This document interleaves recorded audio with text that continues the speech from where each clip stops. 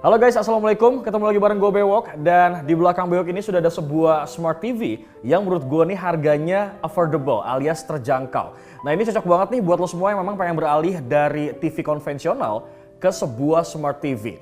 Kalau kita lihat-lihat dari build quality-nya, ini memang solid bro. Tapi untuk ngebuktiin spesifikasi di atas kertasnya, apakah lebih baik dari smart TV yang ada di jajaran kelasnya juga nih. Oke, sekarang lo bisa simak terus deh sampai habis untuk review dari Toshiba 43E31KP ini.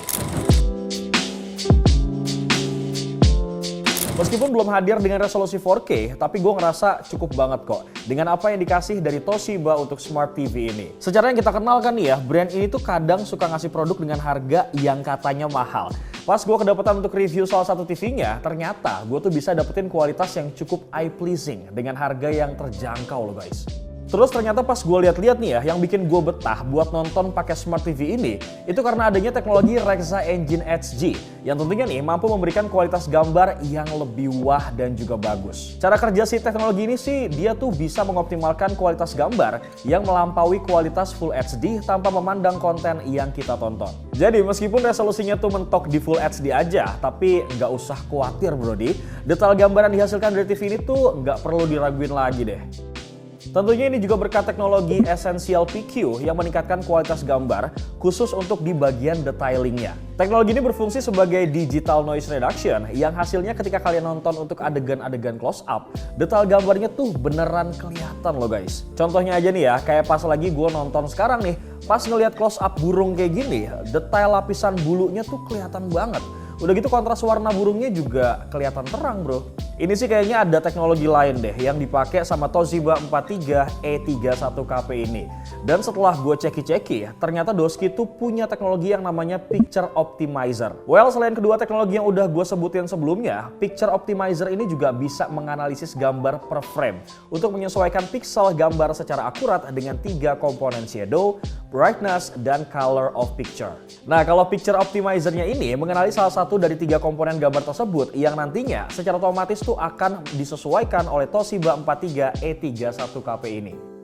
Sama satu lagi nih ya, ternyata yang bikin warna burung tadi tuh makin terang itu bukan cuma dari teknologi Picture Optimizer-nya aja guys, tapi ada kontras boosternya juga nih, dimana lo bakalan dikasih warna yang lebih vibrant lagi. Beruntungnya untuk menunjang semua kualitas yang udah dikasih, Toshiba 43E31KP ini juga menggunakan panel IPS untuk layarnya. Menurut gue nih ya, dibandingkan dengan panel TN ataupun VA, ini udah cocok banget sih buat kebutuhan entertaining gue yang emang suka banget nih buat merhatiin tingkat kecerahan warna gambar. Udah gitu nih ya, refresh rate-nya juga standar sih menurut gue, mengikuti semua smart TV yang ada di zaman sekarang, yaitu 60 Hz. Rasa-rasanya kurang afdol ya kalau kita udah ngomongin masalah image quality, tapi kita nggak ngebahas soal kualitas dari audionya ketika kita nge-review sebuah smart TV. Nah untuk Toshiba 43E31KP ini, Doski tuh punya teknologi yang namanya Rexa Power Audio. Intinya dia tuh bisa mengoptimalkan teknologi pengolahan suara. Sementara untuk kualitas suaranya sendiri, Smart TV ini sudah menggunakan Dolby Audio dan juga DTS HD. Tegangannya juga masing-masing ini punya kekuatan 8 watt yang ada di bagian bawahnya. Pokoknya nih ya, dengan semua teknologi ini, gue tuh udah bisa ngerasain kualitas suara yang bisa bikin gue ikut tenggelam ke dalam konten yang lagi gue tonton. Entah itu film atau scene-scene panoramik yang ada di YouTube. By the way, Toshiba 43E31KP ini menggunakan operating system VIDA U4.2 yang dimana sejauh ini lagi dan lagi ya, gue tuh nggak ada keluhan sama sekali. Soalnya booting buat masuk ke home-nya itu juga cepet bro. Selain itu gue juga udah familiar banget lah dengan UI yang kayak gini nih. OS VIDA ini emang kelihatan simple sih menurut gue. Dan secara keseluruhan, UI-nya ini sangat ngebantu banget. OS ini juga bisa ngedownload beberapa aplikasi populer kayak misalkan Netflix, Prime Video, YouTube, iQIYI, WeTV, Video, dan tentunya masih banyak yang lainnya. UI-nya emang kelihatan simple banget sih. Di bagian depan atas nih kalau kita lihat, di sebelah kiri ini ada menu search, kemudian input, setting, notification, dan juga profile. Terus kalau kita bergeser nih ke sebelah kanannya, ini ada jam dan juga simbol koneksi. Terus di sini juga ada tulisan kecil yang nyempil, yaitu tekan langsung garis 3 itu untuk mengolah. Nah ini tuh fungsinya buat mengelola posisi aplikasinya. Contohnya nih ya, gue tuh bisa naruh aplikasi video di mana aja yang gue pengen. Tapi cuman anehnya nih ya, pas gue geser ke tempatnya Netflix, malah nggak bisa guys. Ini agak kocak sih. Mungkin memang Netflix tuh emang udah default kali ya, tempatnya ya di situ-situ aja. Kemudian yang gue suka dari VIDAA versi ini tuh ternyata pas kita buka setting, video yang gue setel di YouTube itu nggak di force close gitu guys. Jadi kalau misalkan gue mau sambil adjust settingan gambar sekaligus lihat kualitasnya, gue tuh nggak bolak-balik ke YouTube. Karena sekarang dari menu setting aja udah bisa langsung lihat hasilnya tuh gimana. Well, secara keseluruhan ini ada satu part lagi yang menurut gue juga cukup menarik, yaitu di bagian bezelnya. Karena menurut gue untuk Smart TV kelas entry level ini cukup oke guys. Dan Smart TV Toshiba ini memang didesain langsung dari Jepang. Nanti deh masalah build quality-nya bakal gue bahas detail di video review ini. Nah, kalau Smart TV ini gue taruh kayak gini nih ya dengan stand-nya. Doi itu memiliki dimensi 955 x 606 x 200 mm.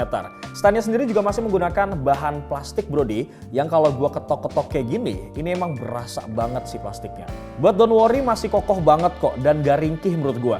Karena emang didesain tuh melebar gitu guys. Smart TV ini juga udah dual speaker yang dicuning dengan Rexa Power Audio ya guys.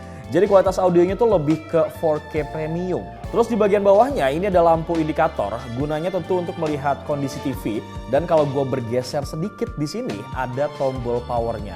Kemudian di bagian belakangnya ini sebenarnya masih kelihatan tebal sih desainnya. Tapi nggak ganggu banget kok selama masih berfungsi dengan baik. Dan kalau lihat nih ya, Smart TV ini juga punya beberapa port yang menurut gue cukup lengkap. Seperti ada satu port digital out, ada dua port USB 5V 0,5 ampere, lalu ada satu port HDMI ARC, satu port HDMI, 3 port AV in, satu port antena, satu port jack audio 3,5 mili, dan terakhir nih ada satu port LAN.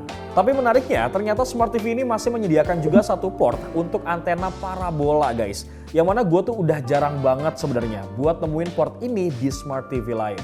Dari desain TV-nya sekarang kita akan beralih ke desain dari remote-nya. Yang mana menurut gue tuh remote-nya masih STD alias standar. Ini cukup klasik juga ya karena memang masih menyediakan beberapa tombol nomor dan cukup memanjang juga nih karena emang banyak shortcut-nya di sini. Remote Smart TV ini juga masih belum menyediakan Bluetooth dan masih menggunakan infrared guys. Ini wajar-wajar aja sih menurut gua.